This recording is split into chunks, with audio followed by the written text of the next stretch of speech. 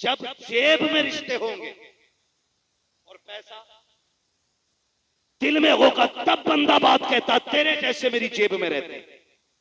लेकिन जा, मेरा चैलेंज है तुझे, जितनी चाहे दौलत ले ले, जितना चाहे पैसे का मालिक बन जा, अल्लाह की इज्जत की कसम खा के कहता हो, तू बंदे खरीद सकता है, मार्केट से भाई नहीं खरीदे जा सकते हैं। तू बंदे खरीद सकता है, भाई नहीं खरीद सकता। मजदूर खरीद सकता है, भाई नहीं खरीद सकता। खादिम खरीद सकता है, भाई नहीं खरीद सकता। नौकर खरीद सकता है, भाई नहीं खरीद सकता। मजदूर वो होता है जो तेरी जूती उठाने तक काम आएगा, और भाई वो होता है जो तेरे सीने की गोली अपने सीने पे खा लिया करता है। खरीद सकता है कोई ऐसा जो तेरे सीने की गोली अपने सीने पे खा ले? तो यार सीने पे खाता है तब जब 18 साल का होता है। हम तो तब से भाई को जानते हैं जब हम छोटे थे। तो हमारा एक भाई बड़ा था, हमें अगर किसी ने मार दिया, हम रोते हुए घर में आ गए। हम 8 साल के थे, वो 10 का था, वो मारने वाला 16 साल का था। हमने घर में आके रो के कहा फलां ने मारा है। हमारे 10 साल के भाई ने वजूद अपना नहीं देखा, उसने अपने से डबल का जाके गिरबान पकड़ा और कहा तूने मेरे भाई को अकेला समझ रखा है? मेरे होते हुए तूने मेरे भाई को हाथ लगाया कैसे? वो भाई ये दिन भी थे कि जब रिश्ते रिश्तों के लिए मिट जाया करते थे। वो दिन भी थे कि जब अपनों के लिए हम गर्दनें कुर्बान कर दिया करते थे। आज भी वही रिश्ते, वही आंगन, वही हवेली है, वही घर है, वही दीवारें हैं, वही मकान है, वही भाई है, वही ताल्लुकात है। कल जो भाई भाई के लिए दूसरे का गिरबान पकड़ लेता था, आज टके भर की दौलत के लिए भाई भाई का गिरबान पकड़ के कचहरी में ले जा रहा है, भाई भाई को पकड़ के अदालतों में डाल रहा है, भाई भाई को रुसवा करने पे लगा है। हो क्या गया है? कल तक जो भाई भाई के लिए मर जाता था, आज भाई भाई को मारने पे क्यों आ गया है? तो सुनो, फर्क इतना है, जब हम छोटे थे तो दिलों में रिश्ते रहते थे, जब से जवान हुए हैं रिश्ते जेब में आ गए हैं, दौलत दिल में आ गई है। और तुम्हें खुदा का वास्ता रिश्ते दिल में रखा करो, दौलत जेब में रखा करो, इसलिए कि दौलत मेहनत से मिल जाती है, रिश्ते खुदा की रहमत से मिला करते।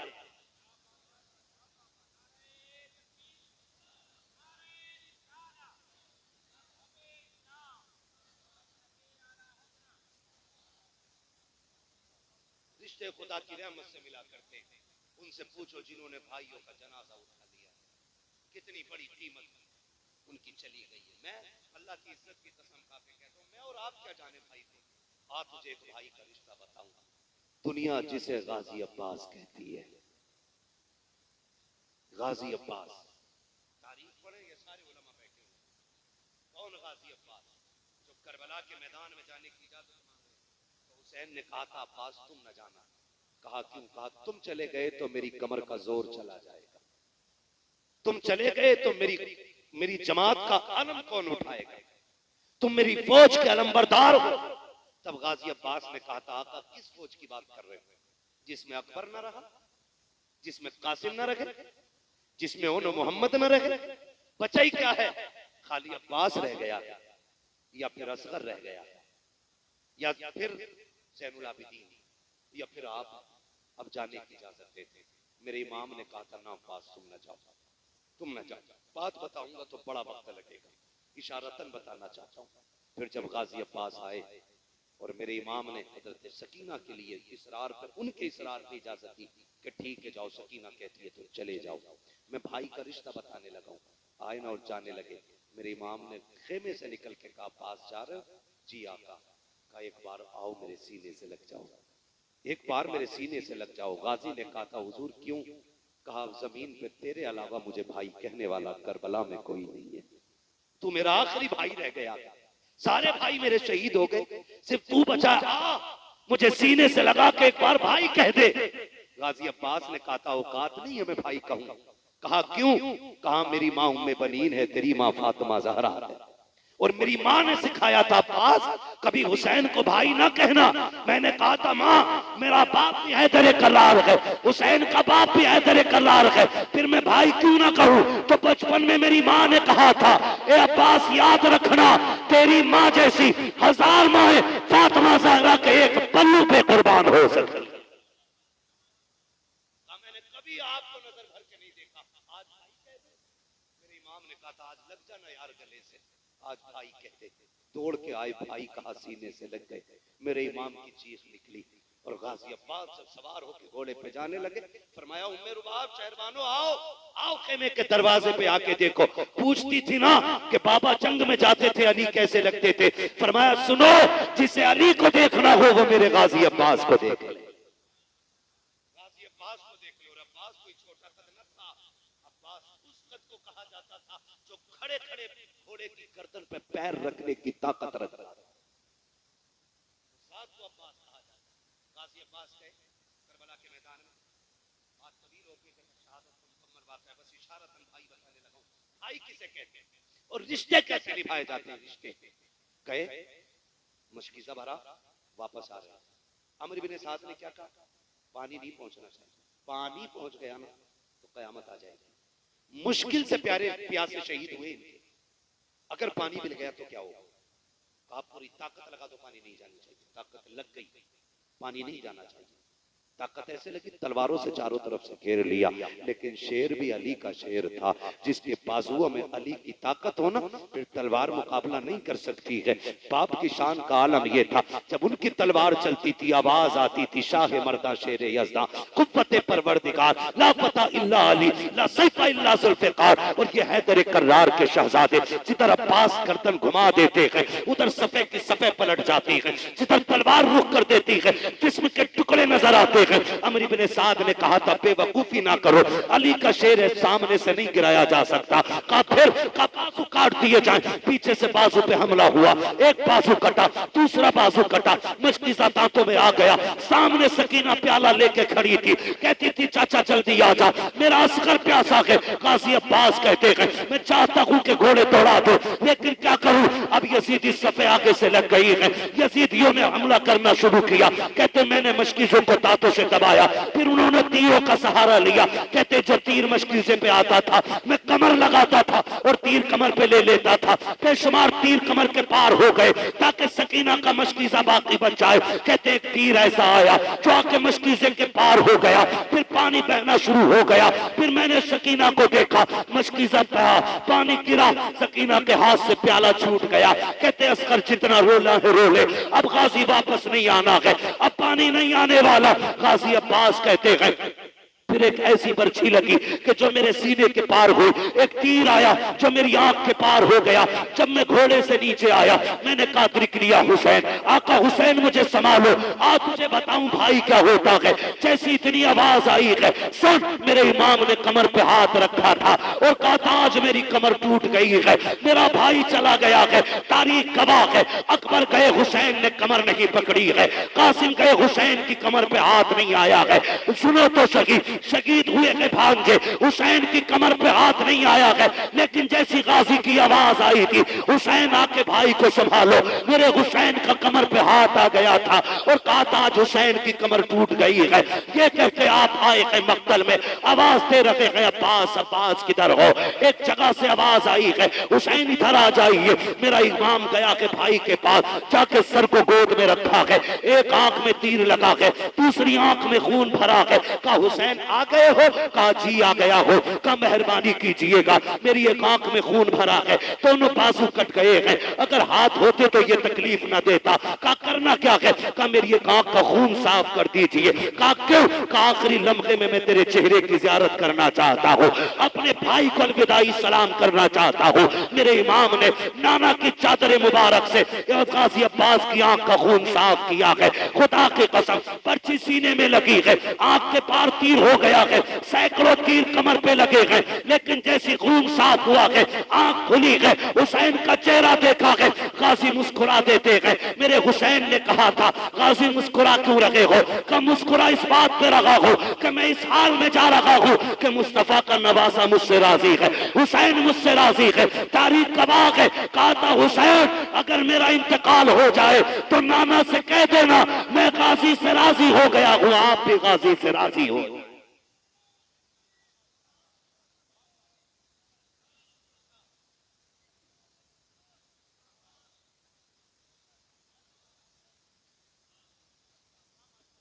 मुश्किल होती है जिंदगी भाइयों के बगैर, मुश्किल होती है। वो भाई चाय पी के भाई कहने वाले हजार मिल जाएंगे, खाना खा के भाई कहने वाले हजार बन जाएंगे, लेकिन तेरे सीने की गोली अपने सीने पे लेने वाला भाई किसी बाजार में नहीं मिलेगा।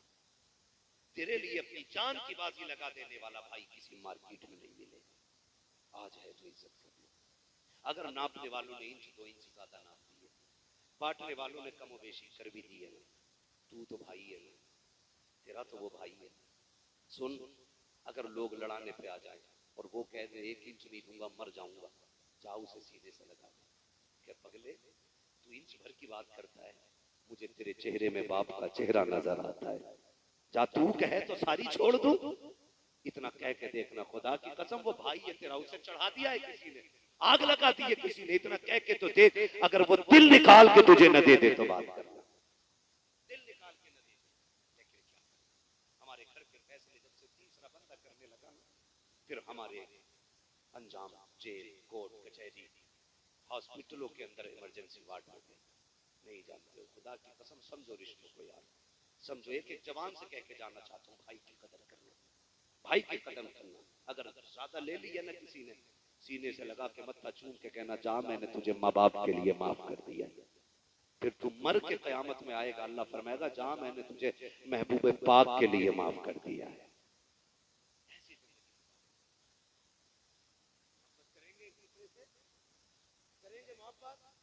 अगर हमारा कोई भाई चला गया और अपने पीछे कोई छोड़ गया तो उसे उसकी तन्हाई का एहसास न होने देना। हम ये बात जानते हैं, जो चला जाता है उसको कोई कभी तो पूरी नहीं कर सकता, लेकिन इतना जरूर करेंगे कि हम कभी उसको इस नौबत में नहीं लाएंगे कि वो किसी के आगे हाथ फैलाए।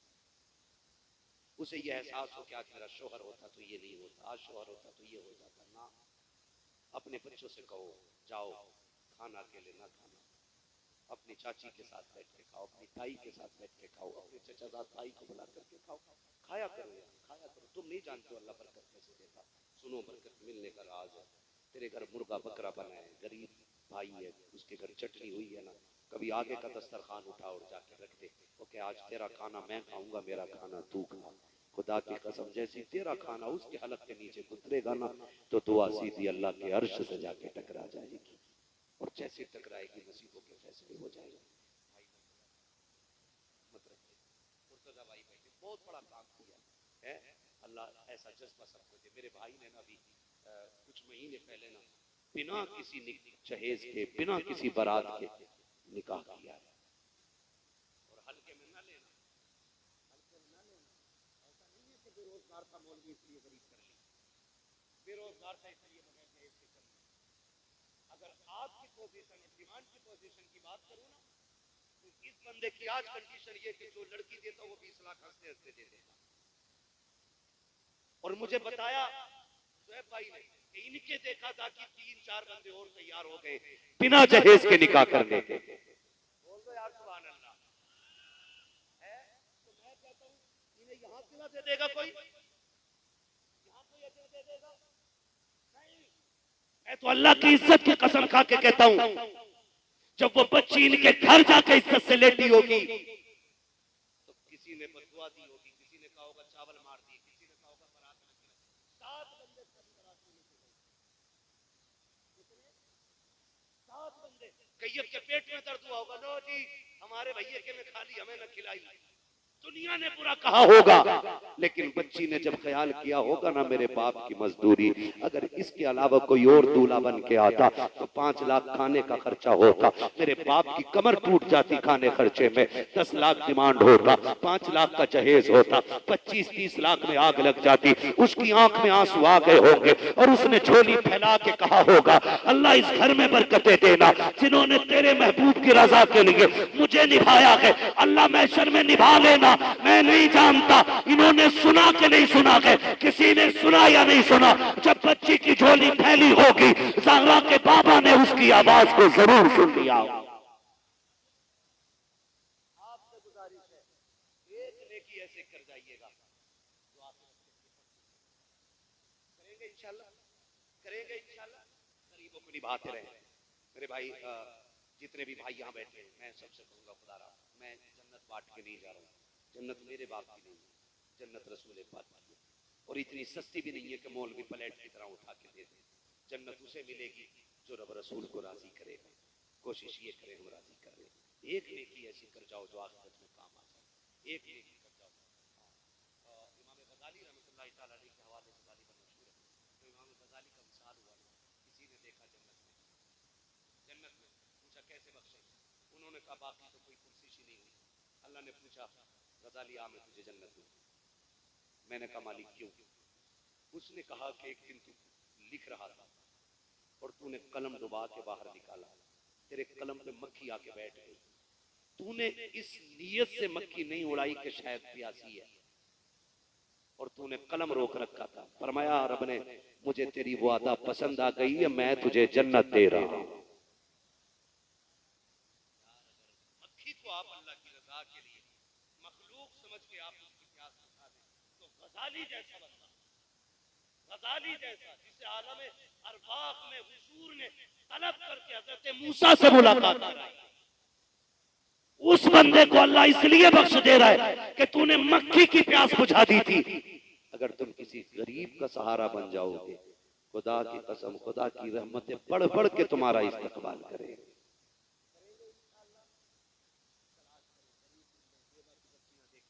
ऐसी बच्चियां जिन्हें कोई बिना पैसे के ले जाने तैयार नहीं, बालों में सफेदी आ गई है, जाओ उन्हें इज्जत से अपने घर की इज्जत बना लो। तुम्हें मरने में देर लगेगी, तुम्हारी कब्र को जन्नत बनाने में मुस्तफा को देर नहीं लगेगी।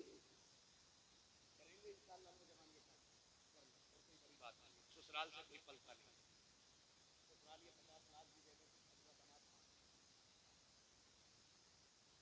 मुझे दामादों पे बात नहीं करनी, मैं कहता हूँ अच्छे दामाद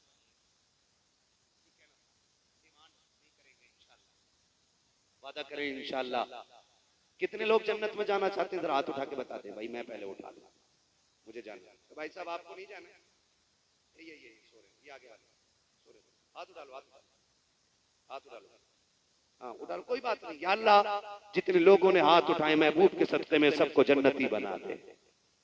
आमीन कह सकते हैं। सारी जन्नत में जाना चाहते हैं तो आसान तरीका है, किसी गरीब का सहारा बन जाओ, अल्लाह जन्नत के रास्ते आसान फरमा दे। ठीक है, नहीं कोई बात नहीं। मैं आज मैंने पहली बार किसी बंदे को सोते हुए उठाया है, वरना मैं नहीं उठाता। क्यों? इसलिए नहीं उठाता हूं, मैं जानता हूं जलसों में हाथ रखती है और ख्वाब दिखता है तो फिर ख्वाब में हुजूर ही आया करते हैं, इसलिए मैं नहीं उठाता हूं जलसों।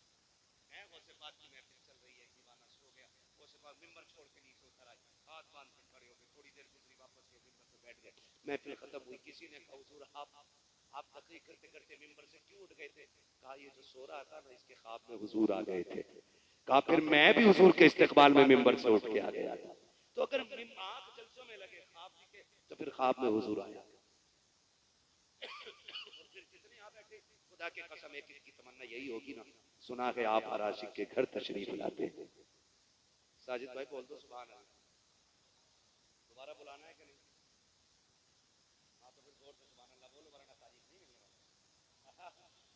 अकेला बंदा काम कर गया, अब सारे बोलते हैं जरा सुभान अल्लाह। सुना है आप हर आशिक के घर तशरीफ लाते हैं, मेरे घर में भी हो जाए चरागा। क्या बात है, पक्के बरेलियों में आज मेरे घर में भी हो जाए, मेरे घर में भी हो जाए चरागा, चरागा या रसूल अल्लाह। मौला करीम फरमाया गया अगर नमाज के इंतजार में आप जितनी देर बैठेंगे, अल्लाह उतनी देर आपको इबादत का सवाब अता फरमा दे। माफ कीजिए तो बुरा ना मानिए, सीरियल क्या आते नाटक, कितनी देर का होता है एक दिन का पाठ? ठीक है ना, चलो जी 40 मिनट मान लिए मैंने, 40 मिनट के लिए 23.5 घंटे बंदा इंतजार करता है, 23 घंटे इंतजार कर रहा है कि अब कल को इसी टाइम आएगा, इसी टाइम आएगा।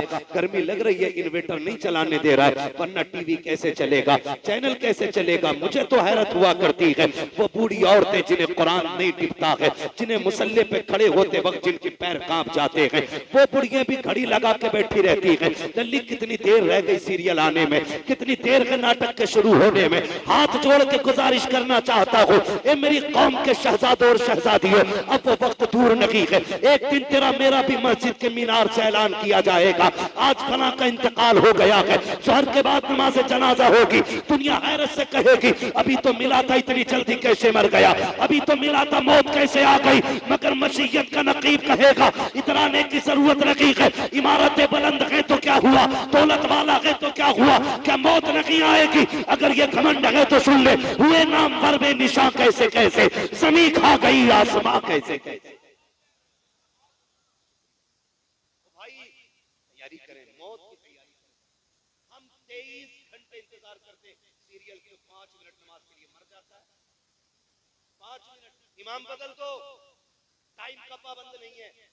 मैं तो इमामों से कहूंगा, मेरी ड्यूटी अल्लाह ने ये लगाई, आपकी ड्यूटी मस्जिद में, मैं कहूंगा अगर ज्यादा कोई बोले तो इमामत इस शर्त पे करो कि हर बालिग आकिल मुसलमान को मस्जिद में 5 वक्त नमाज पढ़ने आना पड़ेगा।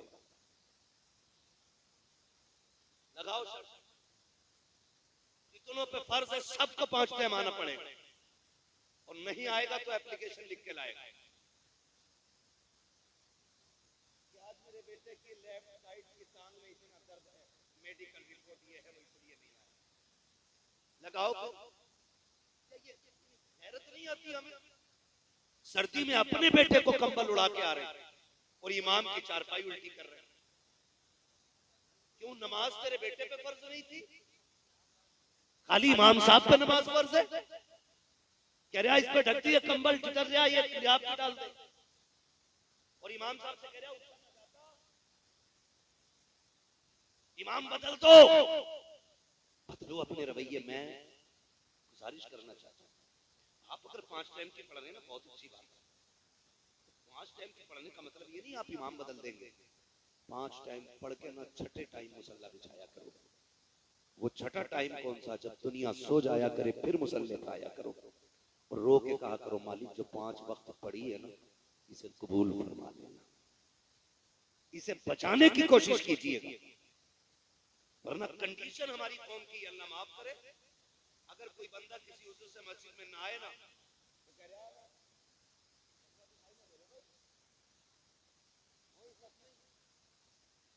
कलवा दिखाई ना दे रहे, तो मसला कलवे जगाई होने का नहीं है, मसला ये जो अच्छा ना रहे ना, आज ये अपनी हाजिरी बता रहे कि हम आए हुए इबादत कर रहे हैं, आप एहसान नहीं कर रहे हैं किसी से, नमाज पढ़ने आप अपने लिए पढ़ रहे हैं। कभी हमदर्दी में पूछ लिया था तो इसे हमदर्दी नहीं कहते। अगर वाकई तुझे किसी से हमदर्दी थी तो मस्जिद में आवाज न लगाता, शोर करके किसी को रुसवा करने की कोशिश न करता, जैसी नमाज खत्म होती तन्हाई में उसके घर जाता, जब मस्जिद में नहीं आया था दरवाजे पे दस्तक देता, फिर जाके करीब बैठता, वो पूछता कैसे आया है, फिर हाथ पकड़ के कहता यार तेरे बगैर मस्जिद में दिल नहीं लग रहा था, तू आया कर, तू आता है तो मस्जिद में रौनक लगती है, तू आता है तो मस्जिद में दिल लगता है। खुदा की कसम जब तू इस तरह से किसी को मस्जिद में लाने के लिए तैयार करता, मैं नहीं जानता तेरे सजदों का क्या बना है, तेरे कयाम का क्या बना है, लेकिन इतना जानता हूं अगर इस तरह से तू किसी को मस्जिद में लाएगा, कोई तुझसे राजी हो न हो, मदीने वाला भी राजी हो जाएगा और साथ में काबे वाला भी राजी हो जाएगा। अपने आप को और आखिरत की फिक्र करो, आखिरत की फिक्र करो, और कोशिश किया करो अल्लाह जो सजदे हो गए इन्हें कबूल कर ले, इन्हें कबूल कर ले। और नौजवानों से कहूंगा, नौजवानों एग्जाम आता ना तो पीर साहब के पास जाते हो कलम पढ़ दो, गलत कह रहा हूं, सही मुट्ठी भर के हाई स्कूल के पेपर है तरफ पढ़ दियो, उन्होंने भी लिया। मुझे एक बात बताओ, खाली फूंक मारने से अगर पास हो जाते ना तो मियाँ का बेटा ना अपने वक्त का डीएम एसडीएम बना बैठा होता।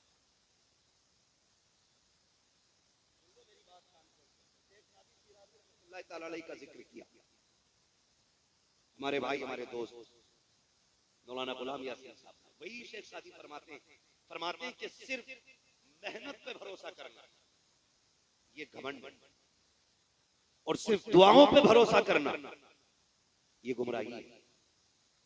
फरमाया पहले हिस्से का काम करो फिर मुसल्ले बिछा के दुआ करो। आप मेहनत तो करते नहीं, रात के 3 बजे तक पबजी खेला और पीर साहब तेरे एग्जाम में नंबर बढ़वा देंगे, पीर साहब के अपने नंबर पूरे नहीं है। नौजवानों अपने आप को, मैं कहना चाहता हूँ कामयाबी चाहते हो ना, फिर मस्जिदों के आदी हो जाओ, मस्जिदों के आदी हो जाओ।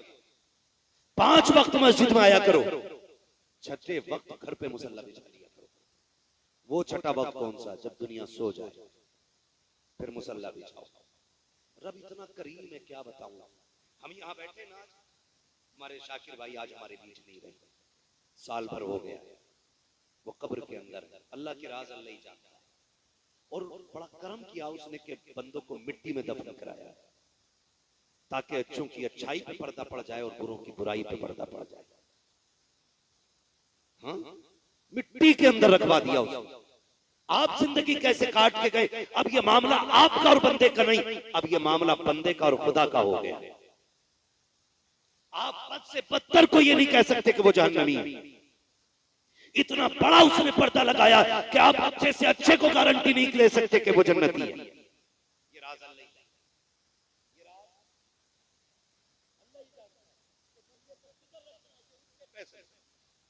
उसके फैसले। साल भर हो गया, कोई खबर आई?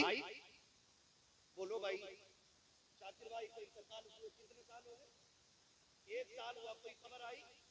कोई खत, कोई पैगाम, कुछ नहीं ना। साल भर बीत गया, हम उसके गुनाहगार बंदे बैठ गए। सुना है जिसके इसाले सवाब के लिए ये महफिल सजाती जाती है, अल्लाह उसके सारे गुनाह माफ फरमा दिया करता है। इसी उम्मीद पे तो बैठे ना सारे लोग, इसी उम्मीद पे बैठे। अल्लाह अगर हमारा भाई तेरे इताब में, तेरे अजाब में मुब्तला है ना, तू बड़ा करीम है, तूने कहा मैं 70 माओं से ज्यादा प्यार करता हूँ, तो मालिक इतना करम कर देना, उनकी कब्र को ताहत नजर कुशादा कर देना। मैं तो हैरत में हूं, अल्लाह इन भाइयों को सलामत रखे, इन भाइयों को जिन्होंने आज भाई के लिए इतनी बड़ी महफिल सजाई है।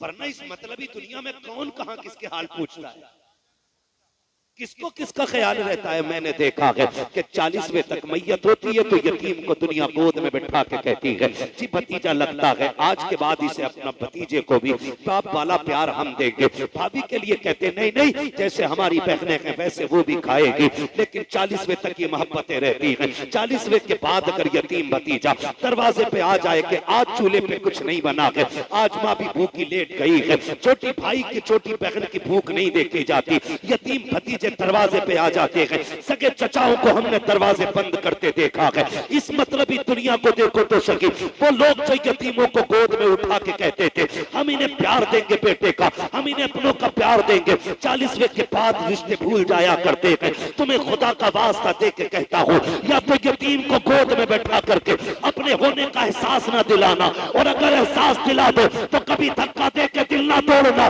तुम नहीं जानते हो जब उम्मीद के बाद सहारे टूटा करते हैं तो दिलों में कितनी बिजलियां गिरा करती हैं। आप क्या समझ सकते हो? वो कहा था किसी ने, उसके दिल से पूछिए नाकामियों की लज्जतें, जो मुसाफिर लुट गया हो जाके मंजिल के करीब। एक प्यासा तो वो है जिसे पता के पानी नहीं है, एक प्यासा वो है जिसे पता के 2 कोस के बाद मुझे पानी मिल जाएगा, लेकिन 2 कोस के बाद उसे कुआं तो मिल जाए लेकिन पानी निकालने के लिए तौल रस्सी ना मिले तो उसके दर्द को कोई अंदाजा नहीं लगा सकता है। मैं कहना ये चाहता हूँ, अगर आपका भाई चला गया है, पीछे यतीम छोड़ के गया है, पीछे बेवा छोड़ के गया है, तो उन्हें फरामोश न करना, उन्हें भुला ना देना। 40वें तक उनकी खुशियों का ख्याल ना रखना, बल्कि कोशिश ये कीजिएगा मेरे बच्चे खाएं क्या ना खाएं, यतीमों के दस्तरखान का ख्याल रखा जाएगा।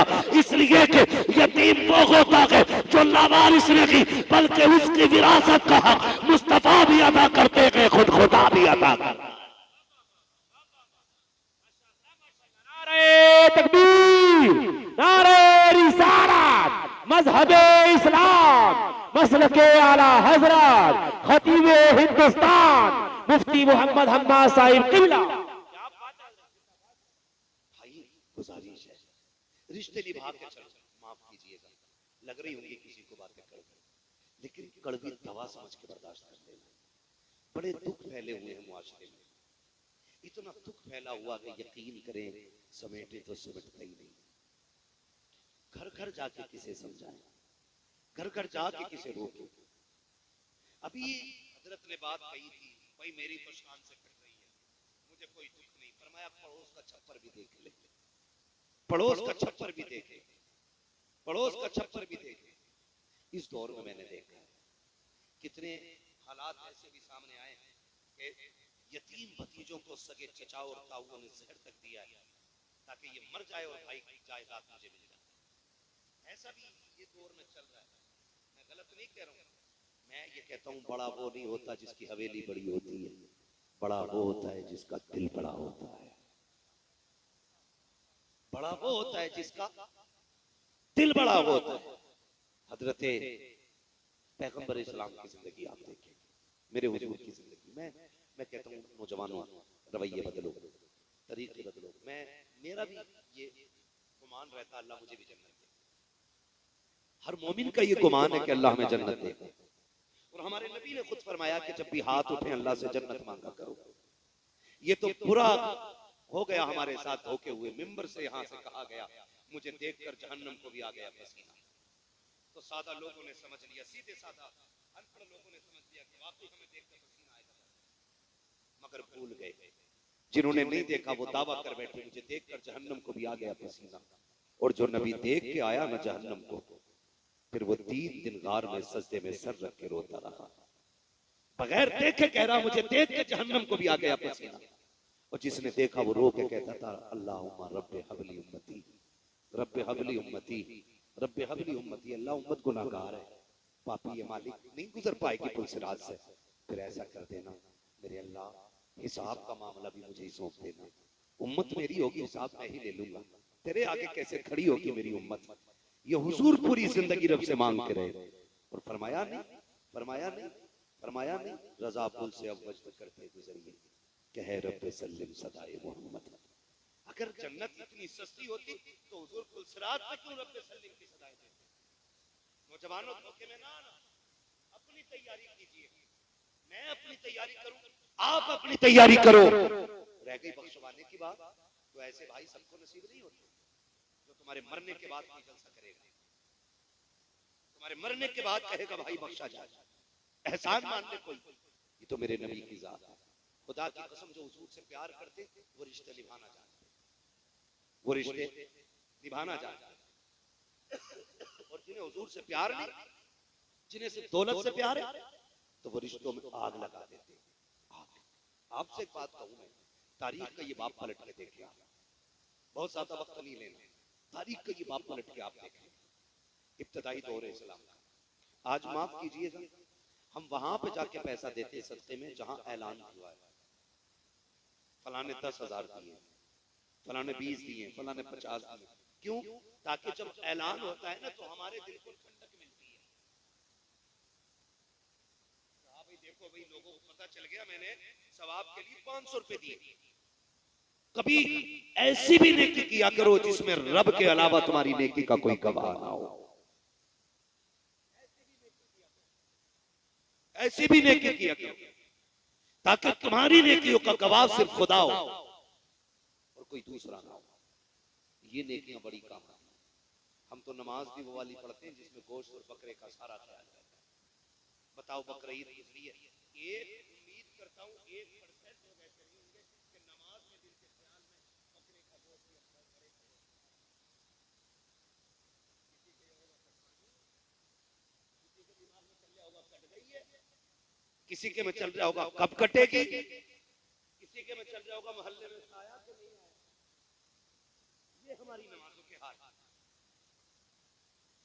ये नमाजों के हाल हमारे। ना करो ऐसा, मौत आ जाती है, मरना है, आपको भी मरना है, मुझे भी मरना है। मैं आपकी कब्र में नहीं आऊंगा और आप मेरी कब्र में नहीं आओगे। आज तक कोई किसी की कब्र में साथ उतरा है? बोलो, उतरा है कोई? कोई मुट्ठी में खजाने भर के लेके गया? कोई खजाने भर के लेके गया?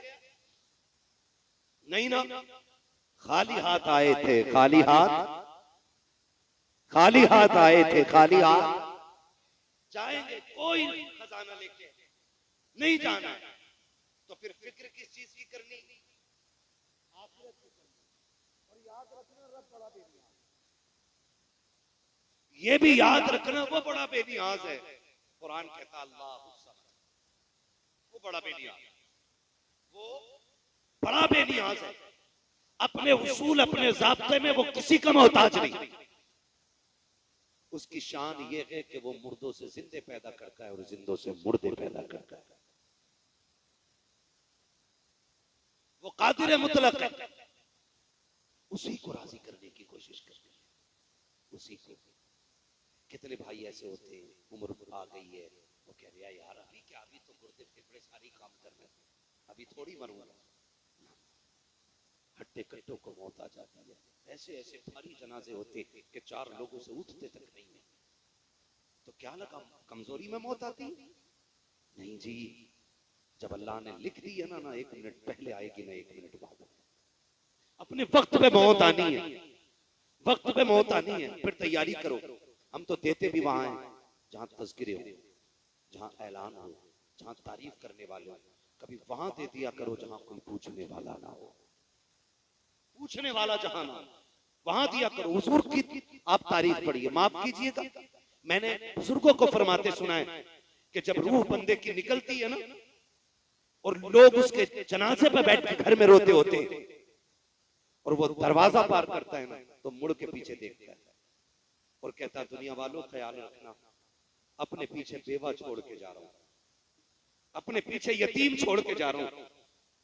इन्हें सताना मत, इन्हें रुलाना मत, इनका ख्याल रखना।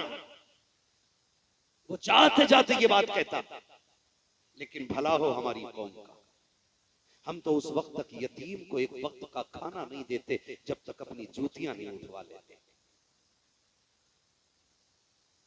शौक हो गया लोगों को गरीबों में बांटने का, लेकिन कब जो कपड़े हमारे बच्चों के पुराने हो जाते वो हम यतीम को देते, जो जूते हमारे बच्चों के पैर में छोटे आने लगते वो हम गरीब को देते। ऐसे देने से तो ना देना बेहतर है यार। जो तुम्हारे बच्चों के पैरों में नहीं आया वो तुमने उठा के दिया, जो तुम्हारे बदन पे स्वेटर फट गई वो तुमने किसी गरीब को दी।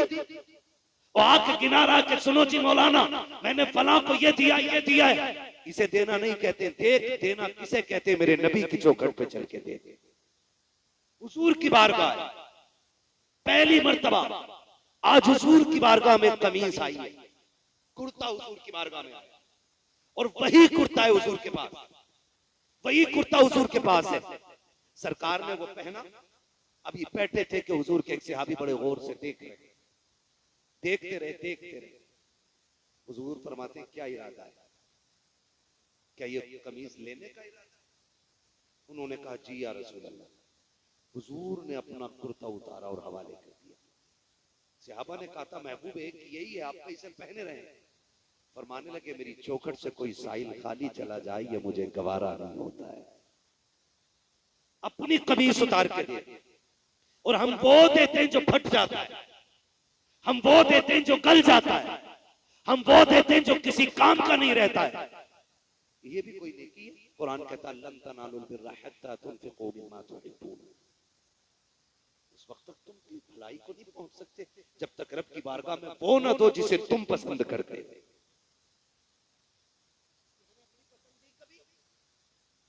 कभी सोचा कि मेरे ये पसंद है ये मैं फला को दे दूं?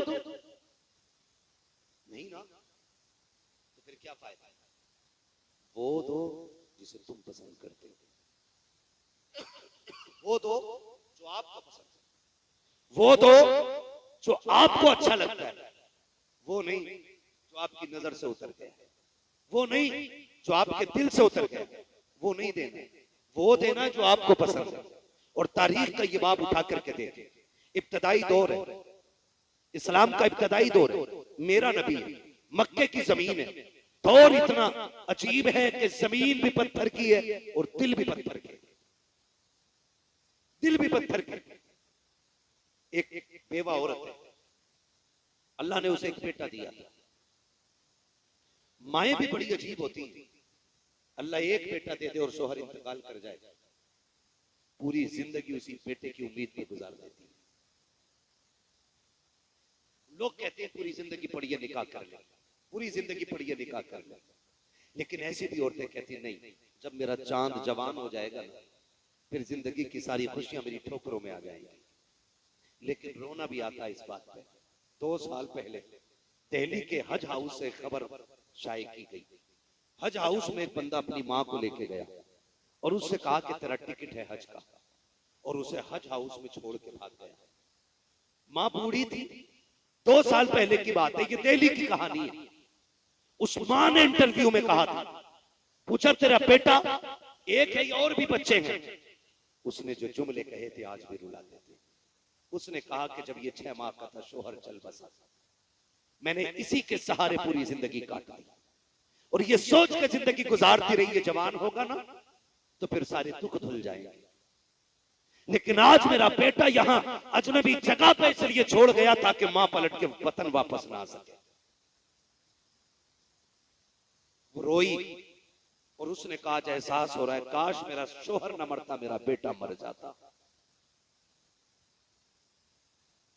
ये माए होती हैं, पूरी जिंदगी औलाद के लिए लगा देती है, कभी पेटों से उसकी कीमत नहीं मांगती, कभी उजरत नहीं मांगती है। एक वक्त की रोटी भी अगर गरम मांगेगी तो डरते डरते कहती है बेटे बीवी से कह देना जरा ताजा रोटी दे दिया करे। उस वक्त भी वो ये नहीं कहती है कि मैंने तेरे लिए जिंदगी कुर्बान कर दी। शोहर चला गया, मैं चाहती तो जवान थी, किसी से निकाह कर सकती थी, लेकिन तेरे सहारे निकाह नहीं किया। पूरी जिंदगी की कीमत मां नहीं मांगती है। नौजवानों हाथ जोड़ के कहता हूं, मां ने तुम्हें शोहर के साये में पाला हो या शोहर के बगैर पाला हो, पूरी जिंदगी एहसान मान लेना। इसलिए कि दुनिया की हर चीज को बाजार से खरीदा जा सकता है, लेकिन मां वो चीज है जिसे किसी बाजार से नहीं खरीदा जा सकता। इसलिए कि दौलत तो मेहनत से मिल जाती है, लेकिन मां की शफकत खुदा की रहमत से मिला करती।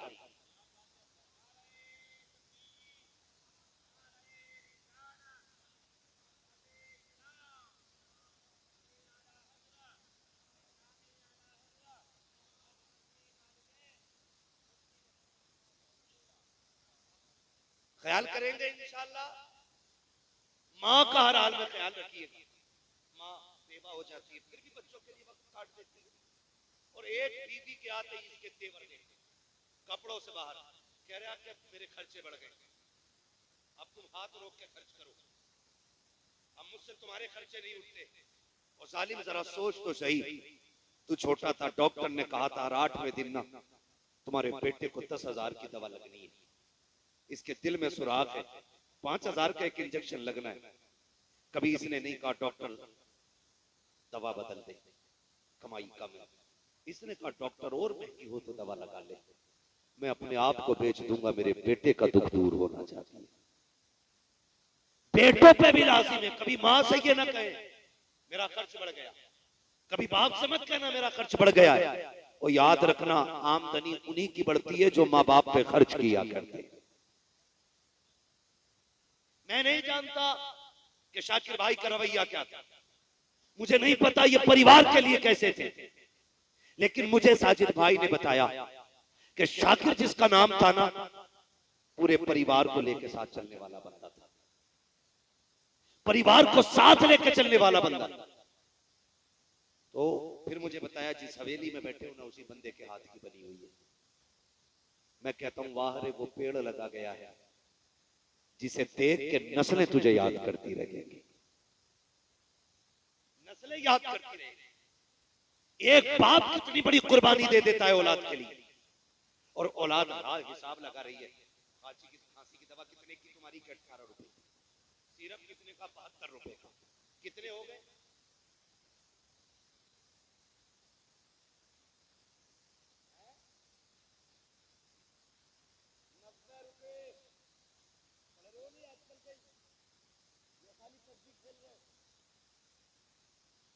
कितने हो गए? 90 रुपए। कहता ये फालतू का खर्चा है, ना किया करो। अमीर बनना चाहते हो तो फिर जो लाओ मां की गोद में डालो। ये बड़े बेनियाम बड़े गैरतमंद लोग होते हैं, ये खाते बाद में दुआएं पहले दिया करते हैं, ये खाते बाद में दुआएं पहले दिया करते हैं। मैं हर बेटे से कहूंगा मर्जी है तुम्हारी, संडे संडे बीवी को घूमने लेके जाते हो, महीने में एक दिन मां को भी गाड़ी में बैठा दिया करो, एक दिन बाप को भी बैठाया करो। तो ये मेरा तजर्बा है, कभी बैठो ना बाप को कराने खड़े हो और कंधे पे हाथ रखो और दबा के कहो ना, बड़े दुख गए होंगे ना अब्बा, मुझे जवान करने में बड़ा बोझ उठाया है।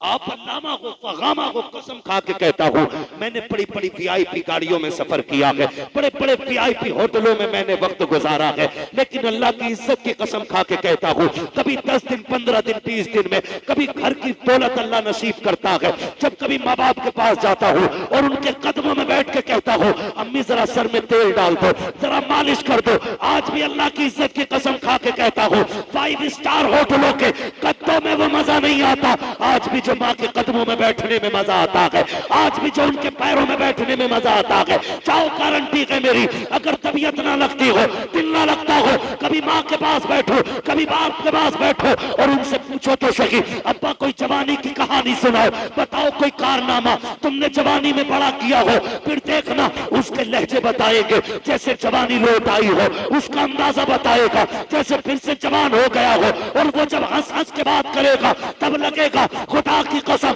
जो ताकत बाप को डॉक्टर की 10,000 की दवा नहीं दे सकती, वो तेरे 5 मिनट बाप को दोबारा से ताकत दिला सकती।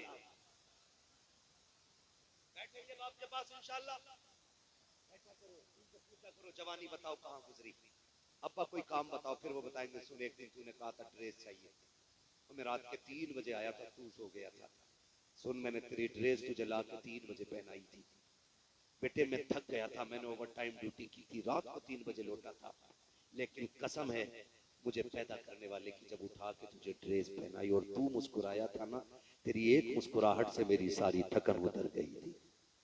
पूछा करो कभी बाप से बैठ करके, माँ की भी कदर किया करो, इनका एहतराम करना, ये चले जाएंगे फिर नहीं मिलेंगे। मैं बात अर्ज कर रहा था, बेवा बेवा बच्चा यतीम था, उसने और संभाला, माँ से कहने लगा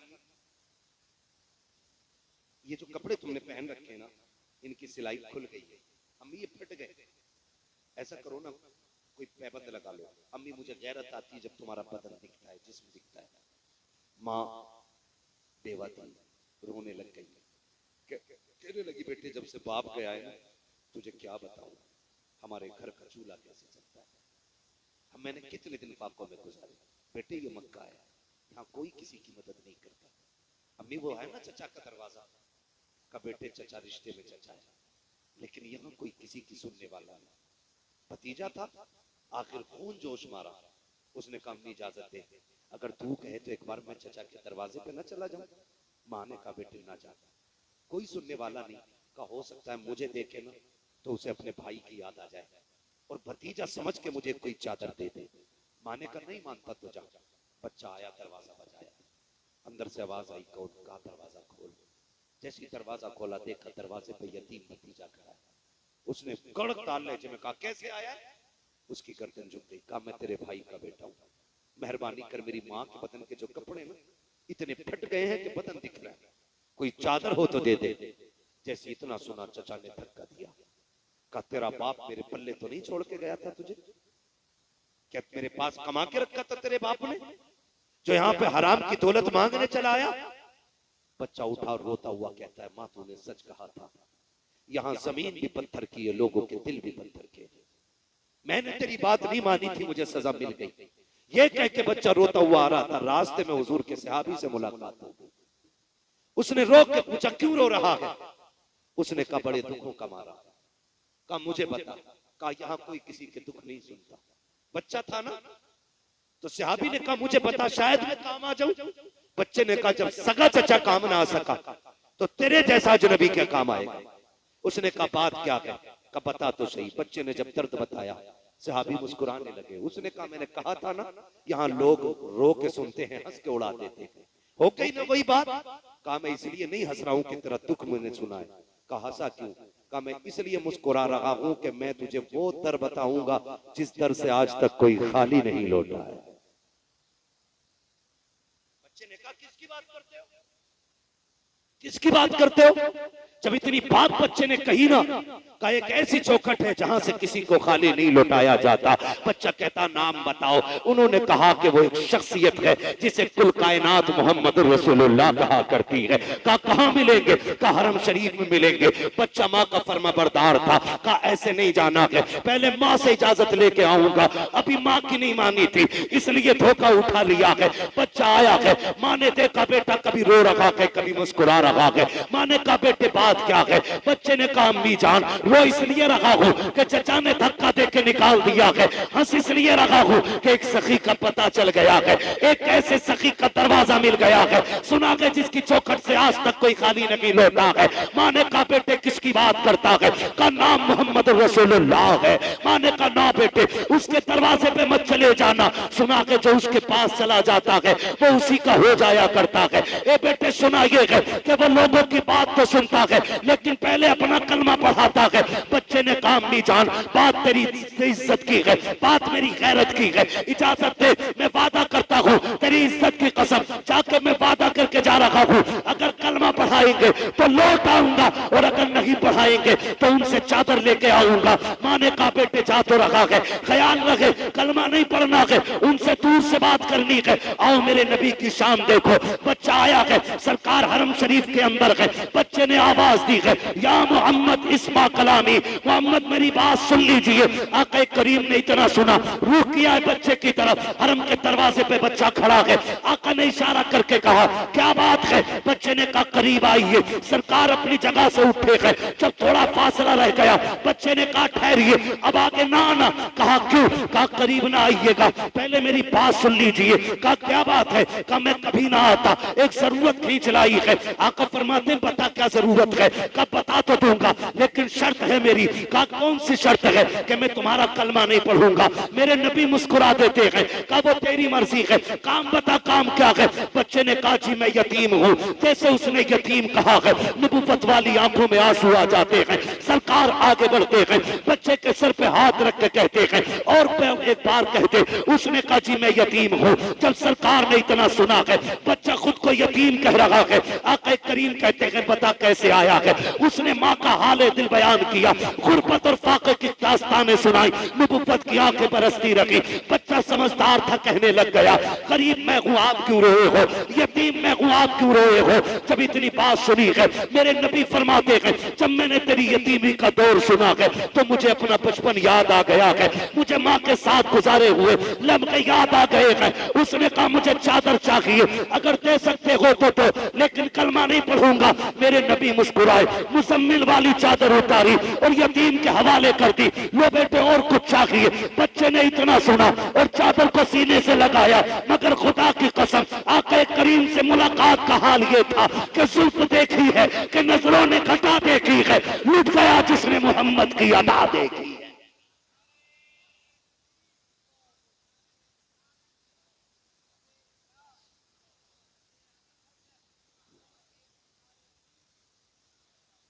बच्चे ने ली चादर, लगाई सीने से, चाहा घर जाऊं, लेकिन चादर सीने से लगनी थी, इश्क दिल में घर कर गया था। अब इश्क कहता था चल महबूब की तरफ, अकल कहती थी चल माँ की तरफ, चल माँ की तरफ। बच्चा शश पंज में, फिर बच्चे ने दौड़ लगा दी घर की तरफ। जैसी चादर लेके पहुंचा ना, माँ कहने लगी बेटे ले आया चादर? पहले बता तूने कलमा तो नहीं पढ़ा। उसने कहा अम्मा ये सारे मक्के वाले झूठ बोलते हैं, उससे ज्यादा बड़े अखलाक का मालिक तो किसी माँ ने पैदा ही नहीं किया। कहा तुझसे कोई बात मनवाई? का ना।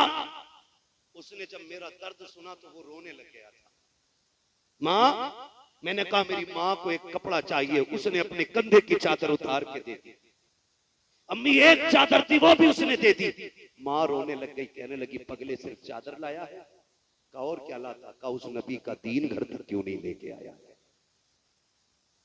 माँ ने कहा चल एक काम कर, चादर ले और वहां ले चल जहां मक्के का अमीन बैठा हुआ है। माँ बेटे दोनों दरवाजे पे आ गए और आकर फिर बच्चे ने हुजूर को सदा दी। हुजूर ने मुड़ के फिर देखा, क्या बात है, कुछ और चाहिए? बरेली से आवाज आती है आता है फकीरों पे उन्हें प्यार कुछ ऐसा, खुद भीख दें और खुद कहें मंगते का भला हो। मंगता तो है, मंगता कोई शाहों में दिखा दो, जिसको मेरे सरकार से टुकड़ा ना मिला। कहो क्या चाहिए? उसने इशारा किया आइए उठ के। मेरे नबी गए, कहा बेटे कैसे आना हुआ?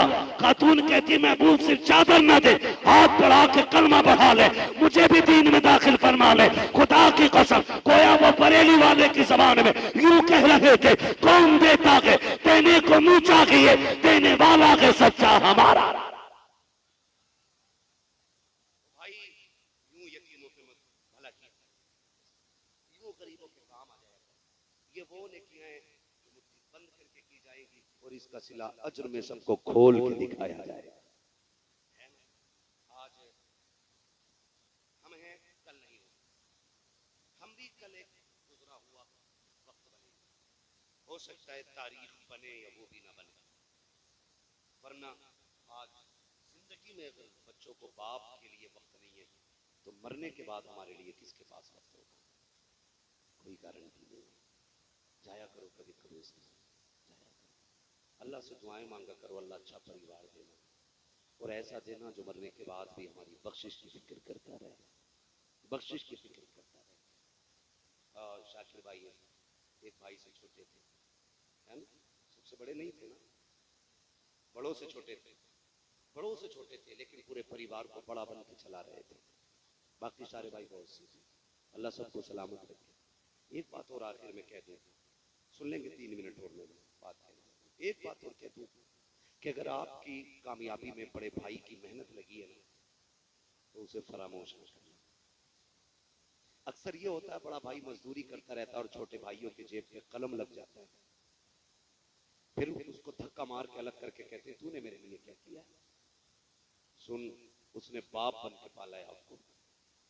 अगर वो मजदूरी ना करता, तेरी जगह खेती ना करता ना, तो आज तेरी जेब पे कलम नहीं होता, आज तेरे बदन पे कोट नहीं होता।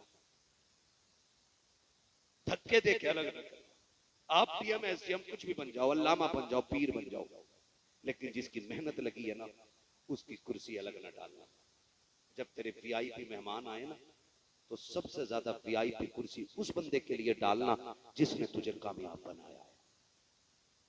और लोग पूछे कौन है ये, तो कहना ये वो है जिसकी वजह से आज ये इज्जत अल्लाह ने अदा की है। ऐसा करने से तेरा कद घटेगा नहीं, अल्लाह कद बढ़ा देगा, बढ़ा देगा। और अल्लाह का नेक बंदा वो है जो अपने मौसिन का एहसान मानता है। जो मौसिन का एहसान ही ना माने, ना वो बंदों का है और ना वो खुदा का, ना वो बंदों का है ना वो खुदा का है। तो कुछ नेक काम ऐसे भी कर जाना, कर जाने जरूरी नहीं है सबको ऐसा परिवार मिल जाए। लोग भूल जाएंगे। कब्रिस्तान जाते हैं ना, देखें कब्रिस्तान, कब्रें देखिए, ये कितनी ऊंची होती होंगी ना, कब्रें देखिए, है ना, बहुत ज्यादा ऊंची नहीं होती है, बहुत ज्यादा लंबी, वजूद भर मिट्टी मिलनी है, इससे ज्यादा नहीं। बस जितना आपका कद है उतनी जमीन आपको मिलेगी, उससे ज्यादा। कब्रिस्तान जाते देखे होंगे कि कुछ कब्रें ऐसी हैं जिनमें कोई फूल डालने वाला नहीं, और कुछ ऐसी भी कब्रें जिनमें कोई मिट्टी डालने वाला भी नहीं है। तख्ते टूट गए, कब्रें बैठ गई हैं, कुछ में कफन के धागे नजर आ रहे हैं, कुछ में हड्डियां दिख रही हैं। सोच, क्या वो लवारिस थे? उनका परिवार नहीं था? या वो जमीन वाले नहीं थे? सब कुछ था, लेकिन उनके पीछे अच्छे लोग नहीं थे। फूल तो बड़ी बात है, लोग मिट्टी डालने आ जाएं तो ये बहुत बड़ी बात होती है। ये दुनिया बड़ी बेवफा है, इसके लिए रब को नाराज ना करना, इसके लिए रसूल को नाराज ना करना, इसलिए कि ये इतनी बेवफा है, तेरी सांस रुकने की देर है, तेरे कपड़े उतारने के लिए तैयार नहीं होंगे। जिस चारपाई पे तेरा दम निकला है, उस पे तेरा बेटा लेटने तैयार नहीं होगा। है कोई जो बाप के उतरे हुए कपड़े पहन ले बेटा? नहीं, गठरी बांध के फकीर को दे दे। बड़े बड़े कीमती कपड़े गरीबों को उठा के दे दिए जाते, पहन लो तो कोई नाजायज है? बोलो, नाजायज? पहनते क्यों नहीं? क्योंकि ये दुनिया बड़ी बेवफा है, कोई किसी का नहीं है, कोई किसी का नहीं है। अल्लाह से दुआएं मांगा करो, अल्लाह अच्छा परिवार देना, अच्छे लोग देना। सबसे पहली बात ये कहा करो, अल्लाह अच्छी मौत देना, ईमान पे मौत देना, मौला करीम इज्जत की मौत देना। और इस हाल में मौत देना कि जब जनाजे उठ रहे हो तो कोई बताए या ना बताए, हमारे कफन से आवाजें आई, लहद में उश्क रुखे शह का दाग लेके चले, अंधेरी रात सुनी थी चराग लेके चले, तेरे गुलामों का नक्शे कदम है राहे खुदा, वो क्या भटक सके जो ये सुराग लेके चले। कदर करें। और एक बात और कह दूं आखिरी, थके तो नहीं है ना अभी आप?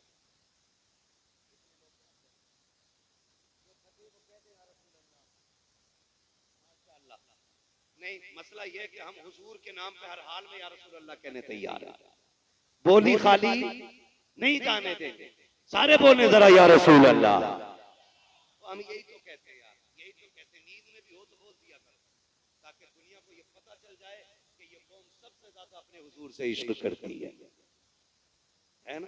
अब सारे बोले जरा या रसूल अल्लाह।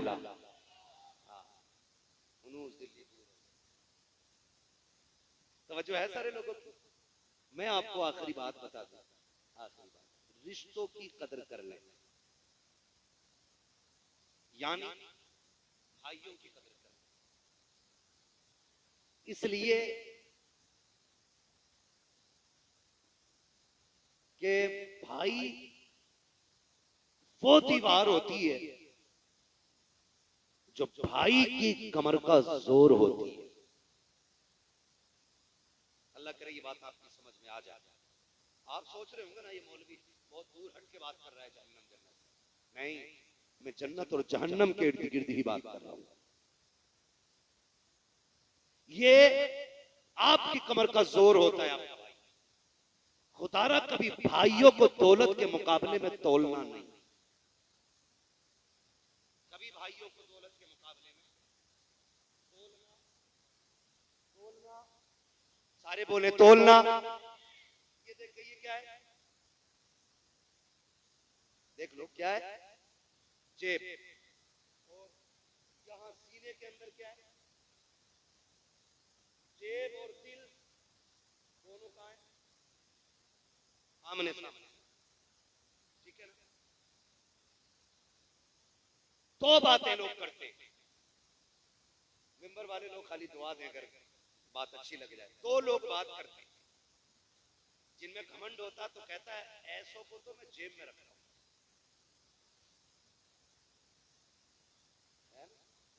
तू है क्या, तेरे जैसे मेरी जेब में रहते हैं, जेब में। एक जुमला बोला जाता है कि नहीं, जब किसी पे कोई घमंड करके कहता ना चल जा, तेरे जैसे जेब में रखता हूं, जब चाहूं 10 खरीद सकता हूं।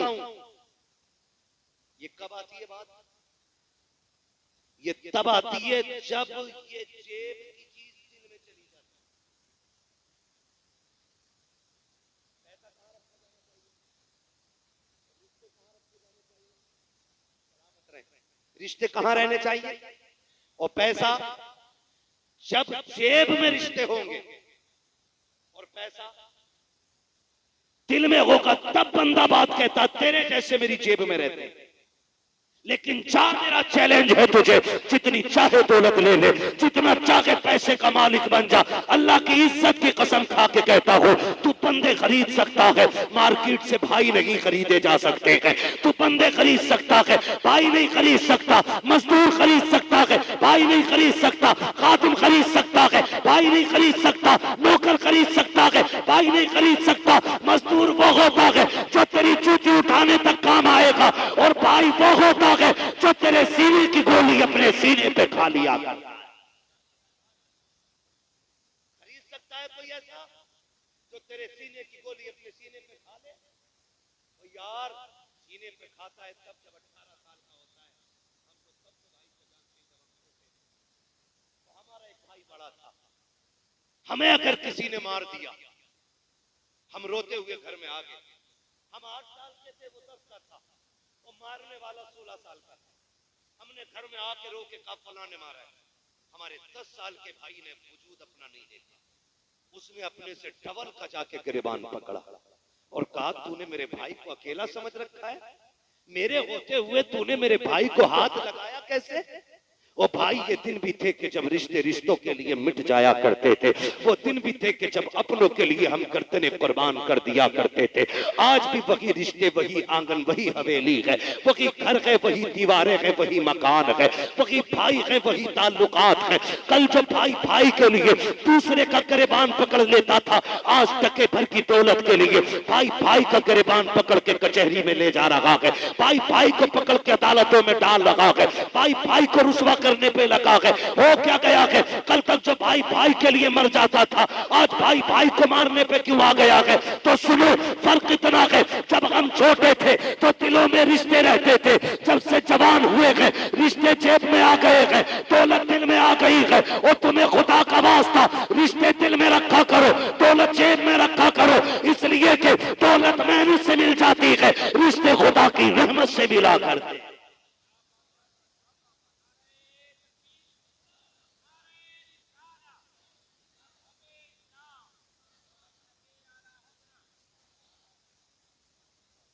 रिश्ते खुदा की रहमत से मिला करते हैं। उनसे पूछो जिन्होंने भाइयों का जनाजा उठा लिया, कितनी बड़ी कीमत उनकी चली गई है। मैं अल्लाह की इज्जत की कसम खा के कहता हूँ, मैं और आप क्या जाने भाई थे। आज तुझे एक भाई का रिश्ता बताऊंगा, दुनिया जिसे गाजी अब्बास कहती है। गाजी अब्बास, तारीख पढ़ेंगे सारे उलमा बैठे हुए। कौन गाजी अब्बास? जो करबला के मैदान में जाने की इजाजत मांग रहे। तो हुसैन ने कहा था अब्बास तुम न जाना। कहा क्यों? कहा तुम चले गए तो मेरी कमर का जोर चला जाएगा, तुम चले गए तो मेरी जमात का आलम कौन उठाएगा, तुम मेरी फौज के अलमबरदार हो। तब गाजी अब्बास ने कहा था आका किस फौज की बात कर रहे हो? जिसमें अकबर न रहा, जिसमें कासिम न रहे, जिसमें उन मोहम्मद न रहे, बचा ही क्या है? खाली अब्बास रह गया, या फिर असगर रह गया, या फिर ज़ैनुल आबिदीन, या फिर आप अब जाने की इजाजत देते। मेरे इमाम ने कहा था ना अब्बास तुम न जाओ, तुम न जाओ। बात बताऊंगा तो बड़ा वक्त लगेगा, इशारतन बताना चाहता हूँ। फिर जब गाजी अब्बास आए और मेरे इमाम ने हजरत सकीना के लिए इसरार पर, उनके इसरार पे इजाजत दी कि ठीक है जाओ, सकीना कहती है तो चले जाओ। मैं भाई का रिश्ता बताने लगा हूँ, आए ना और जाने लगे। मेरे इमाम ने खेमे से निकल के कहा पास जा रहे हो? जी आका। कहा एक बार आओ मेरे सीने से लग जाओ, एक बार मेरे सीने से लग जाओ। गाजी ने कहा था हुजूर क्यों? कहा जमीन पे तेरे अलावा मुझे भाई कहने वाला करबला में कोई नहीं है, तू मेरा आखिरी भाई रह गया, सारे भाई मेरे शहीद हो गए, सिर्फ तू बचा। मुझे सीने से लगा के एक बार भाई कह दे। गाजी अब्बास ने कहा था औकात नहीं है मैं भाई कहूं। कहा क्यों? कहा मेरी माँ उम्मे बनीन है, तेरी माँ फातिमा ज़हरा है, और मेरी माँ ने सिखाया था अब्बास कभी हुसैन को भाई ना कहना। मैंने कहा था माँ मेरा बाप भी हैदर करार है, हुसैन का बाप भी हैदर करार है, फिर मैं भाई क्यों ना कहूँ? तो बचपन में मेरी माँ ने कहा था ए अब्बास याद रखना तेरी माँ जैसी 1000 माएं फातिमा ज़हरा के एक पल्लू पे कुर्बान हो सकती। मैंने कभी आपको नजर भर के नहीं देखा, आज भाई कहते। मेरे इमाम ने कहा था आज लग जाना यार गले से, आज भाई कहते। दौड़ के आए, भाई कहा सीने से लग गए। मेरे इमाम की चीख निकली और गाजी अब्बास जब सवार होकर घोड़े पे जाने लगे, फरमाया उम्मे रुबाब शहरबानो आओ आओ, खेमे के दरवाजे पे आके देखो। पूछती थी ना कि बाबा जंग में जाते थे अली कैसे लगते थे, फरमाया सुनो जिसे अली को देखना हो वो मेरे गाजी अब्बास को देख ले। गाजी अब्बास को देख ले। और अब्बास कोई छोटा कद न था, अब्बास उस कद को कहा जाता था जो खड़े खड़े घोड़े की गर्दन पे पैर रखने की ताकत रखता था। साथ को अब्बास कहा जाता। गाजी अब्बास गए करबला के मैदान में, बात तवील हो गई, शहादत का मुकम्मल वाक़या, बस इशारतन भाई बताने लगा हूं।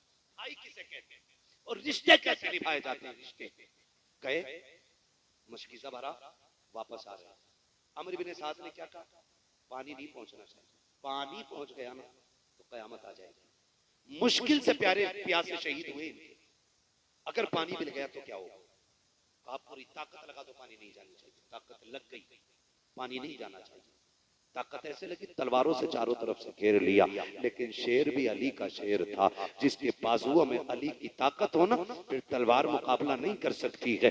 बाप की शान का आलम यह था, जब उनकी तलवार चलती थी आवाज आती थी शाह मर्दा शेर यज़दा कुव्वते परवरदिगार ला फता इल्ला अली ला सैफा इल्ला जुल्फ़िकार। और ये हैदर कर्रार के शहजादे जिधर अब्बास गर्दन घुमा देते हैं उधर सफे की सफे पलट जाती है, जिधर तलवार रुख कर देती है जिस्म के टुकड़े नजर आते हैं। अमर इब्ने साद ने कहा था बेवकूफी ना करो, अली का शेर है सामने से नहीं गिराया जा सकता। कहा फिर का बाजू काट दिए जाए। पीछे से बाजू पे हमला हुआ, एक बाजू कटा, दूसरा बाजू कटा, मशकीज़ा दांतों में आ गया। सामने सकीना प्याला लेके खड़ी थी, कहती थी चाचा जल्दी आ जा, मेरा अस्कर प्यासा है। गाजी अब्बास कहते हैं मैं चाहता हूं कि घोड़े दौड़ा दो, लेकिन क्या करूं, अब यजीदी सफे आगे से लग गई है। यजीदियों ने हमला करना शुरू किया। कहते मैंने मशकीज़ों को दांतों से दबाया, फिर उन्होंने तीरों का सहारा लिया। कहते जो तीर मशकीज़े पे आता था मैं कमर लगाता था और तीर कमर पे ले लेता था। बेशुमार तीर कमर के पार हो गए ताकि सकीना का मशकीज़ा बाकी बच जाए। कहते एक तीर ऐसा आया जो आके मशकीज़े के पार हो गया, फिर पानी बहना शुरू हो गया। फिर मैंने सकीना को देखा, मशकीज़ा बहा, पानी गिरा, सकीना के हाथ से प्याला छूट गया। कहते अस्कर जितना रोला है रोले, अब गाजी वापस नहीं आना है, अब पानी नहीं आने वाला। गाजी अब्बास कहते हैं फिर एक ऐसी बर्छी लगी कि जो मेरे सीने के पार हुई, एक तीर आया जो मेरी आंख के पार हो गया।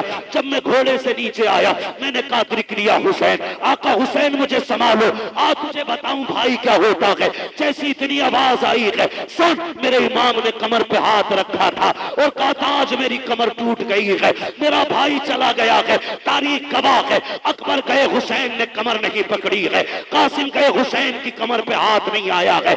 सुनो तो सही, शहीद हुए के भांजे हुसैन की कमर पे हाथ नहीं आया है, लेकिन जैसी गाजी की आवाज आई थी हुसैन आके भाई को संभालो, मेरे हुसैन का कमर पे हाथ आ गया था और कहा था आज हुसैन की कमर टूट गई है। ये कहते आप आए हैं मक्तल में, आवाज दे रहे हैं अब्बास अब्बास किधर हो।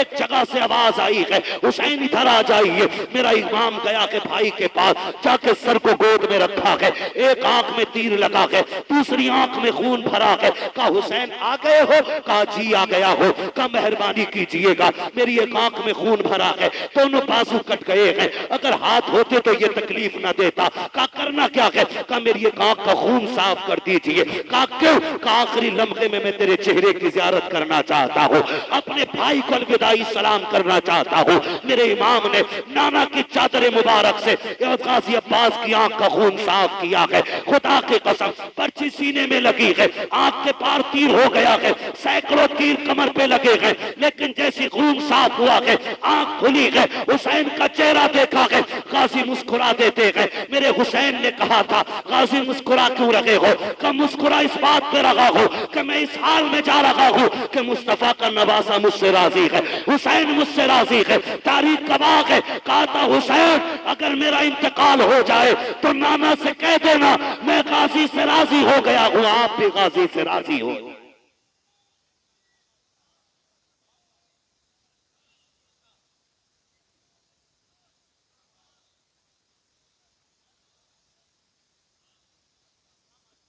मुश्किल होती है जिंदगी भाइयों के बगैर, मुश्किल होती है। वो भाई चाय पी के भाई कहने वाले हजार मिल जाएंगे, खाना खा के भाई कहने वाले हजार मिल जाएंगे, लेकिन तेरे सीने की गोली अपने सीने पे लेने वाला भाई किसी बाजार में नहीं मिलेगा। तेरे लिए अपनी जान की बाजी लगा देने वाला भाई किसी मार्केट में नहीं मिलेगा। आज है तो इज्जत कर लो। अगर नापने वालों ने इंच 2 इंच ज्यादा नाप दिए, बांटने वालों ने कम बेशी कर भी दिए ना, तू तो भाई है ना, तेरा तो वो भाई है। सुन, अगर लोग लड़ाने पे आ जाए और वो कह दे 1 इंच नहीं दूंगा मर जाऊंगा, जाओ उसे सीधे से लगा दे। क्या पगले तू इंच भर की बात करता है, मुझे तेरे चेहरे में बाप का चेहरा नजर आता है, जा तू कहे तो सारी छोड़ दूं। इतना कह के देखना, खुदा की कसम वो भाई है तेरा, उसे चढ़ा दिया है किसी ने, आग लगा दी है किसी ने, इतना कह के तो देख, अगर वो दिल निकाल के तुझे न दे दे तो बात करना, दिल निकाल के न दे दे। लेकिन क्या हमारे घर के फैसले जब से तीसरा बंदा करने लगा ना, फिर हमारे अंजाम जेल कोर्ट कचहरी हॉस्पिटलों के अंदर इमरजेंसी वार्ड में नहीं जानते हो। खुदा की कसम समझो रिश्तों को यार, समझो, एक जवान से कह के जाना चाहता हूँ, भाई की कदर करना, भाई की कदर करना। अगर ज्यादा ले लिया ना किसी ने, सीने से लगा के मत्था चूम के कहना, जा मैंने तुझे माँ बाप के लिए माफ कर दिया। फिर तू मर के कयामत में आएगा, अल्लाह फरमाएगा, जा मैंने तुझे महबूब पाक के लिए माफ कर दिया है।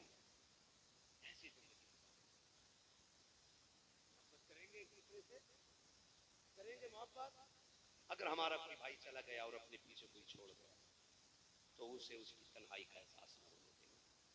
हम ये बात जानते हैं, जो चला जाता है उसमें कोई कमी तो पूरी नहीं कर सकता, लेकिन इतना जरूर करेंगे कि हम कभी उसको इस नौबत में नहीं लाएंगे कि वो किसी के आगे हाथ फैलाए।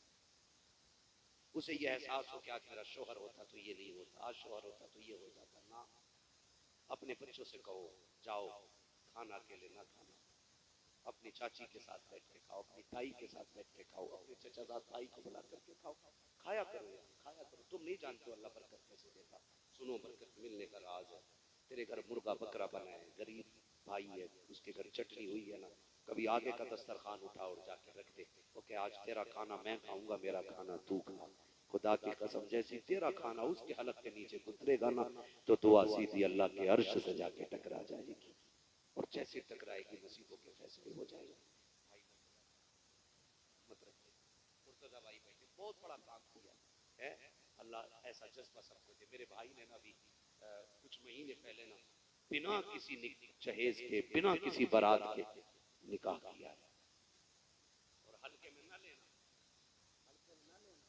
ऐसा नहीं है कि बेरोजगार था मौलवी इसलिए गरीब कर ली, बेरोजगार था इसलिए बगैर जहेज के कर ली। अगर आपकी पोजीशन और डिमांड की पोजीशन की बात करूं ना, तो इस बंदे की आज कंडीशन ये कि जो लड़की देता वो 20 लाख हंसते हंसते दे देगा। और मुझे बताया शुएब भाई ने कि इनके देखा था कि 3-4 बंदे और तैयार हो गए बिना जहेज के निकाह करने के। बोल दो यार सुभान अल्लाह है। तो मैं कहता हूं, इन्हें यहां क्यों दे देगा कोई, यहां कोई अजर दे देगा नहीं। मैं तो अल्लाह की इज्जत की कसम खा के कहता हूं, जब वो बच्ची इनके घर जाके इज्जत से लेटी होगी तो किसी ने बददुआ दी होगी, किसी ने कहा होगा चावल मार दिए, किसी ने कहा होगा बारात में 7 बंदे बारात में कितने 7 बंदे कैयब के पेट में दर्द हुआ होगा, लो जी हमारे भैया के में खाली हमें न खिलाई। दुनिया ने बुरा कहा होगा, लेकिन बच्ची ने जब ख्याल किया होगा ना, मेरे बाप की मजदूरी, अगर इसके अलावा कोई और दूल्हा बन के आता तो 5 लाख खाने का खर्चा होता, मेरे बाप की कमर टूट जाती खाने खर्चे में, 10 लाख डिमांड होता, 5 लाख का जहेज होता, 25-30 लाख में आग लग जाती, उसकी आंख में आंसू आ गए होंगे और उसने झोली फैला के कहा होगा, अल्लाह इस घर में बरकतें देना, जिन्होंने तेरे महबूब की रजा के लिए मुझे निभाया है, अल्लाह महशर में निभा लेना। मैं नहीं जानता इन्होंने सुना कि नहीं सुना है, किसी ने सुना या नहीं सुना, जब बच्ची की झोली फैली होगी ज़हरा के बाबा ने उसकी आवाज को जरूर सुन लिया। आपसे गुजारिश है, एक नेकी ऐसे कर जाइएगा तो आप करेंगे इंशाल्लाह, करेंगे इंशाल्लाह, गरीबों को निभाते रहे।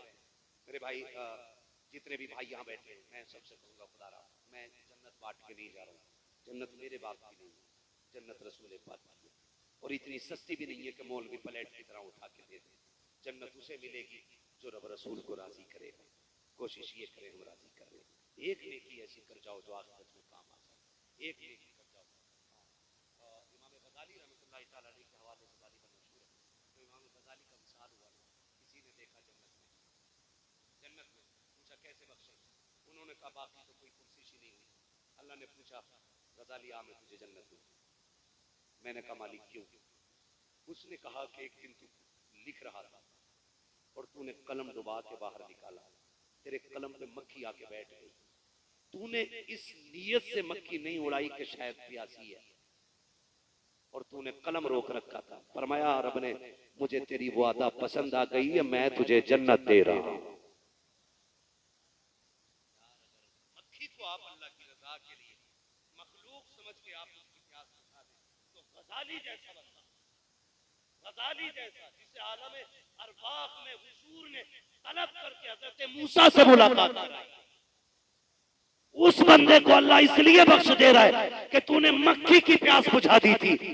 अगर तुम किसी गरीब का सहारा बन जाओगे, खुदा की कसम, खुदा की रहमतें बढ़ बढ़ के तुम्हारा इस्तकबाल करे।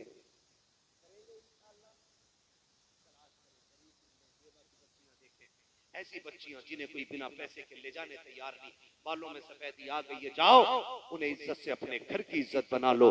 तुम्हें मरने में देर लगेगी, तुम्हारी कब्र को जन्नत बनाने में मुस्तफा को देर नहीं लगेगी। ससुराल से कोई पलका नहीं, ससुराल ये 50 लाख भी देने से मुझे दामादों पे बात नहीं करनी। मैं कहता हूँ अच्छे दामाद बनिए, ठीक है ना, डिमांड नहीं करेंगे इंशाल्लाह, वादा करें इंशाल्लाह। कितने लोग जन्नत में जाना चाहते हैं, जरा हाथ उठा के बता दें भाई, मैं पहले उठा लूं, मुझे जाना है। तो भाई साहब आपको नहीं जाना है, ये सो रहे, ये आगे वाले सो रहे, हाथ उठा लो, हाथ उठा लो, हाँ उठा लो, कोई बात नहीं। या अल्लाह जितने लोगों ने हाथ उठाए महबूब के सदक़े में सबको जन्नती बना दे। आमीन कह सकते हैं। सारी जन्नत में जाना चाहते हैं तो आसान तरीका है, किसी गरीब का सहारा बन जाओ, अल्लाह जन्नत के रास्ते आसान फरमा दे, ठीक है। नहीं कोई बात नहीं, मैं आज मैंने पहली बार किसी बंदे को सोते हुए उठाया है, वरना मैं नहीं उठाता। क्यों? इसलिए नहीं उठाता हूं, मैं जानता हूं जलसों में हाथ रखती है और ख्वाब दिखता है तो फिर ख्वाब में हुजूर ही आया करते हैं, इसलिए मैं नहीं उठाता हूं जलसों। मैं गौसे पाक की महफिल चल रही है, दीवाना सो गया, गौसे पाक मिंबर छोड़ के नीचे उतर आए, हाथ बांध के खड़े हो गए, थोड़ी देर गुजरी, वापस गए मिंबर पे बैठ गए, महफिल खत्म हुई। किसी ने कहा हुजूर आप तकरीर करते करते मिंबर से क्यों उठ गए थे? कहा ये जो सो रहा था ना, इसके ख्वाब में हुजूर आ गए थे। कहा फिर मैं भी हुजूर के इस्तकबाल में मिंबर से उठ के आ गया था। तो अगर आंख जलसों में लगे, ख्वाब दिखे, तो फिर ख्वाब में हुजूर आया। और फिर जितने आप बैठे, खुदा के कसम एक की तमन्ना यही होगी ना, सुना है आप हर आशिक के घर तशरीफ लाते हैं। साजिद भाई बोल दो सुभान अल्लाह। दोबारा बुलाना है कि नहीं? हाँ तो फिर जोर से सुभान अल्लाह बोलो, वरना तारीफ नहीं मिलने वाला। अकेला बंदा काम कर गया अपनी वजह से, अब सारे बोलते हैं जरा सुभान अल्लाह। सुना है आप हर आशिक के घर तशरीफ लाते हैं, मेरे घर में भी हो जाए चरागा। क्या बात है, पक्के बरेलियों में आज मेरे घर में भी हो जाए, मेरे घर में भी हो जाए चरागा, चरागा या रसूल अल्लाह। मौला करीम